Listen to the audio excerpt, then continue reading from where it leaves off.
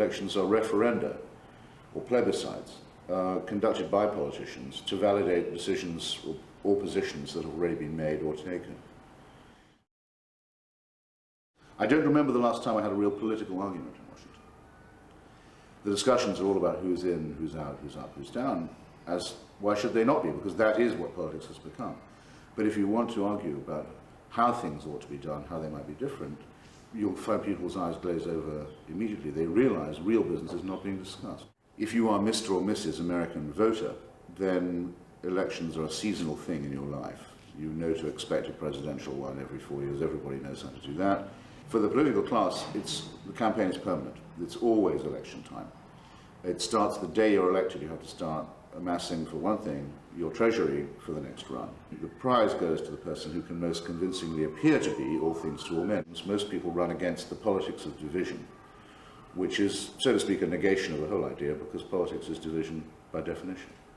Pundits will award and do award points to the person who can most convincingly persuade every elector that he or she is represented by the said candidate.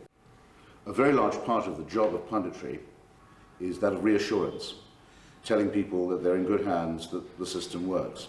The permanent political class, power class in Washington, is composed of, or would have to include, at any rate, if this is not exhaustive, it's inclusive, the Defense Department and everything that goes under the generic title of the procurement community, as I've actually heard it called, vulgarly termed the military-industrial complex by President Eisenhower.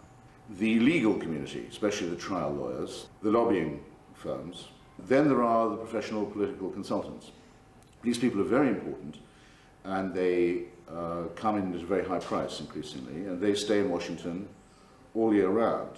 Permanent governments, permanent oligarchies or elites, would never dream of dispensing with elections. Indeed, they quite like having elections. The one they particularly like is a referendum or a plebiscite, where the issue is determined in advance, and you can say yes or no to it.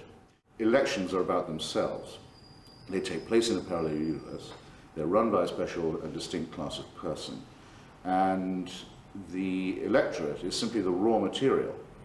There's a very famous description of democracy and the democratic process by Winston Churchill, in which he compares democracy to a waterlogged raft. So it's very sluggish. It's very hard to get it to move anywhere or do anything. But it's very, very, very hard indeed to sink it.